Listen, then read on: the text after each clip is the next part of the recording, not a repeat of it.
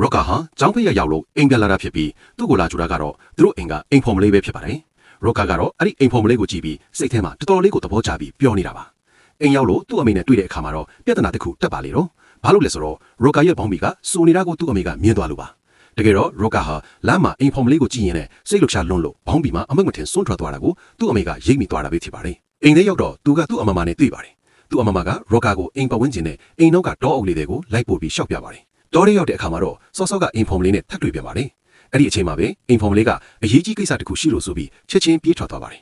ရော့ကာကလည်းနောက်ကနေလိုက်ပြေးရင်းနဲ့ခြေကျော်ပြီးလဲကျသွားတဲ့အချိန်မှာတောအုပ်ထဲကနေထူးဆန်းတဲ့အတန်းတွေကြားလိုက်ရပါတယ်သူကအတန်လာယာကိုချောင်းကြည့်လိုက်တဲ့အခါမှာတော့သူ့တဘိုးချနေတဲ့အိမ်ဖော်မလေးဟာတခြားယောက်ျားတစ်ယောက်နဲ့တောထဲမှာခိုးပြီးဇလိုင်းရှုံနေတာကိုမြင်လိုက်ရပြီးတော်တော်လေးကိုအံ့ဩတုန်လှုပ်သွားပါတော့လေ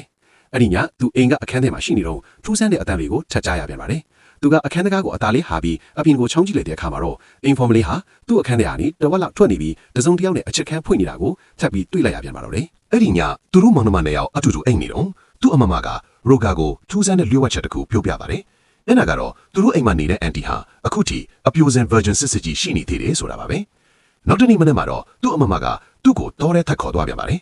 လမ်းမှာသူတို့ဟာအိမ်ဖော်မလေးလေးရေချိုးလေးရှိတဲ့နေရာတစ်ခုကိုရောက်သွားကြပါတယ်အဲ့ဒီနေရာကိုအိမ်ကအလုတ်သမားယောက်ျားကြီး၃ယောက်လေတယောက်ပြီးတယောက်ရောက်လာကြပြီးအိမ်ဖော်မလေးလေးနဲ့တမျိုးကြီးအကြည့်ချင်းဖက်လဲအချက်ပြနေကြတာကိုရိုကာတယောက်သတိထားမိသွားပါတယ်ရိုကာကပိုပြီးအနိကမြင်ရအောင်ချောင်းကြည့်ဖို့စူးစမ်းနေတော့မှပဲအလုတ်သမားတယောက်ကသူ့ကိုမြင်သွားပြီးဒီနေရာကနေအခုချက်ချင်းထွက်သွားဆိုပြီးမောင်းထုတ်လိုက်ပါတော့တယ်အဲ့ဒီမှာပဲသူ့ကိုလိုက်ရှာနေတဲ့အမမနဲ့ပြန်ဆုံပြီးမောင်လေးဘယ်ဒီလျှောက်သွားနေတာလဲဆိုပြီးအမေခန့်လိုက်ရပါသေးတယ်အဲ့ဒီနောက်မှာတော့သူ့အမမကသူ့ကိုဖျားเจ้าတစ်ခုစီခေါ်သွားပြီးဖျားเจ้าရဲ့အမောပေါ်အထိတက်ကြည့်ခဲ့ကြပါတယ်အဲ့ဒီအပေါ်ကနေငုံကြည့်လိုက်တဲ့အခါမှာတော့အန်ဩစရာကောင်းတာကရိုကာရဲ့အန်တီဟာဖျားเจ้าကဖာဇာနဲ့စကားပြောနေတာကိုတွေ့လိုက်ရတာပါပဲသူ့အန်တီကဖာဇာကိုဘာပြောနေလဲဆိုတော့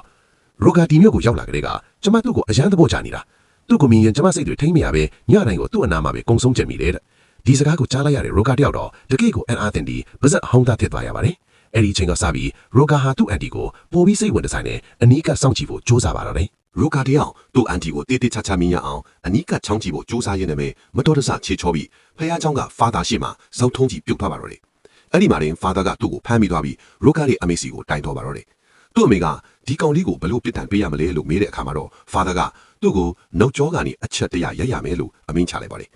်ဒီအဖြစ်ကိုအိမ်ဖော်မလီနဲ့သူ့အမမတို့ကဘေးကနေကြည့်နေခဲ့ကြပါတယ်ဒီလိုဖြစ်ပြီးတဲ့နောက်မှာတော့ရိုကာတယောက်သူ့အမမနဲ့အတူပြန်အိပ်ဖို့အခန်းထဲရောက်လာပါတယ်ဒါပေမဲ့သူ့အပြင်ကိုလမ်းကြည့်လိုက်တဲ့အခါမှာတော့အိမ်ဖော်မလီတယောက်ဟာတခြားတယောက်နဲ့အချစ်ခံဖွယ်နေတာကိုထပ်တွေ့ရပြန်ပါတယ်သူတေးသေးချာချာမြင်ရအောင်ကြည့်ပေမဲ့အဲ့ဒီယောက်ျားကဘာတူလဲဆိုတာကိုတော့မမြင်ရပါဘူးခဏနေတော့အဲ့ဒီအိမ်ဖော်မလီကရိုကာစီရောက်လာတဲ့အခါသူကအပြင်မှာလူအများကြီးရှိနေတာကိုဒီလိုဒီဝုတ်နေတဲ့သူကဘာတူလဲဆိုပြီးမေးလိုက်ပါတယ်အိမ်ဖော်မလေးကတော့ဘာမှအကျေတဝင့်မပြောပဲဒါကကျမတို့အားလုံးရဲ့လျှို့ဝှက်ချက်ပဲလို့ပြောပြီးထွက်သွားပါတော့တယ်မကြခင်မှာပဲရိုကာဟာအခန်းထဲမှာထူးဆန်းတဲ့စာအုပ်တစ်အုပ်ကိုတွေ့လိုက်ရပါတယ်အဲ့ဒီစာအုပ်ကတော့ကာမာရာကဇလန်းကြီးအပြည့်ပါတဲ့စာအုပ်တစ်အုပ်ပေါ့သူကအဲ့ဒီစာအုပ်ကိုခိုးဖတ်နေတော့မှပဲစက်စာကျွေးဖို့ရောက်လာတဲ့အိမ်ဖော်မလေးကိုတွေ့လိုက်ရပြန်ပါတယ်အဲ့ဒီအချိန်မှာပဲအိမ်ကအလုပ်သမားတစ်ယောက်ကအခန်းတကားကိုအထဲကနေဂျက်ကနေလော့ချလိုက်ပြီးအဲ့ဒီအိမ်ဖော်မလေးနဲ့အတူတူအချစ်ခံဖွင့်ပါတော့တယ်နောက်တနေ့မှာတော့ရိုကာကအိမ်ဖော်မလေးကိုသူ့အခန်းထဲခေါ်လိုက်ပါတယ်သူကအိမ်ဖော်မလေးကိုစတင်ပြီးထိတွေ့ကြိုက်တွဲဖို့ကြိုးစားပါတော့တယ်ရိုကာကအိမ်ဖော်မလေးကိုထိတွေ့ဖို့ကြိုးစားနေတော့မှာပဲတခြားအိမ်ဖော်မလေးတယောက်ရောက်လာတာကြောင့်သူအမြန်ပဲထွက်ပြေးခဲ့ရပါတယ်ဒါပေမဲ့ရိုကာရဲ့စိတ်တွေဒါညှိမနေပါဘူးအိမ်အပြန်လမ်းမှာအိမ်ဖော်မလေးတယောက်နဲ့ဆုံတဲ့အခါသူမကိုအနောက်ကနေအတင်းချက်ဖတ်တက်လိုက်ပါတယ်အစပိုင်းမှာတော့အိမ်ဖော်မလေးကငင်းဆန်ခဲ့ပေမဲ့နောက်ပိုင်းမှာတော့ရိုကာရဲ့အလိုကိုလိုက်ပါသွားပါတော့တယ်နောက်ကနေ့မှာတော့အိမ်ကယောက်ျားသားတွေအားလုံးအလုပ်ကိစ္စနဲ့အပြင်သွားကြပါတယ်ဒါဟာရိုကာတို့တော့အခွင့်ကောင်းပါပဲသူကအခန်းထဲကိုသွားပြီးအိမ်ဖော်မလေးတယောက်နဲ့အချစ်ခံဖွင့်ပါတော့တယ်ညရောက်တဲ့အခါမှာတော့သူစောင့်မျှော်နေတဲ့သူ့ရဲ့အန်တီပြန်ရောက်လာပါတယ်သူတို့နှစ်ယောက်စကားတွေအများကြီးပြောဖြစ်ကြရင်ရိုကာကသူ့အန်တီကိုအန်တီကအခုထိအပြိုစင်ကြီးဖြစ်နေသေးတာပဲကျွန်တော်အန်တီကိုကူညီပေးနေပါတယ်လို့ပြောပြီးတိုင်ထွေးပါတော့တယ်အစားပိုင်းမှာအန်တီဖြစ်သူကညင်းပေမဲ့ရိုကာရဲ့အတင်းအကျပ်တောင်းဆိုမှုတွေကြောင့်နောက်ဆုံးမှာတော့သဘောတူလိုက်ပြီးအဲ့ဒီညမှာပဲသူတို့နှစ်ယောက်ဟာနက်နက်ရှင်းရှင်းပတ်သက်သွားကြပါတော့တယ်ခဏကြာမှာတော့ဟယ်လန်လို့ခေါ်တဲ့အိမ်ဖော်မလေးရောက်လာပြန်ပါတယ်ရိုကာကသူမကိုပါဖမ်းဆီးပြီးအတူတူပျော်ပါလိုက်ပြန်ပါတယ်နောက်တစ်နေ့မှာတော့ရိုကာရဲ့ရမတ်ဆော်တွေကပိုပြီးပြင်းထန်လာခဲ့ပါတယ်သူကမြင်းဆောင်ဘက်ကိုသွားပြီးအဲ့ဒီမှာရှိနေတဲ့အလီဇာကိုမြှုပ်ဆွဲလာတော့တယ်နောက်ဆုံးမှာတော့အလီဇာနဲ့ပါပတ်သက်လိုက်ပြီးသူ့ရဲ့ဆန္ဒတွေကိုအဆုံးစွန်အထိဖြည့်ဆည်းလိုက်ပါတော့တယ်ဒီလိုနဲ့ရိုကာတယောက်သူ့အိမ်ကအမျိုးသမီးတွေအားလုံးနဲ့လျှို့ဝှက်တဲ့ဇလန်းတွေတစ်ခုပြီးတစ်ခုဖန်တီးခဲ့ပါတယ်နောက်ဆုံးမှာတော့ရိုကာဟာသူ့ဒီမှာရှိတဲ့အမျိုးသမီးတယောက်ကိုမှချမ်းမထားပဲအားလုံးနဲ့တနာရီမှတ်ကိုဖြည့်ဆည်းခဲ့ပါတယ်အချိန်လေးကြာလာတဲ့မြရိုကာရဲ့ရမက်ကဘလောက်အထိအတောင်မတက်ဖြစ်လာလဲဆိုရင်သူ့အခန်းထဲကိုမိန်းကလေးအများကြီးတပြိုင်တည်းခေါ်သွင်းပြီးပျော်ပါပဲအထိပါပဲဒါပေမဲ့ပျော်တော့မအေးခဲ့ပါဘူးဒီနေ့မှာတော့အလီ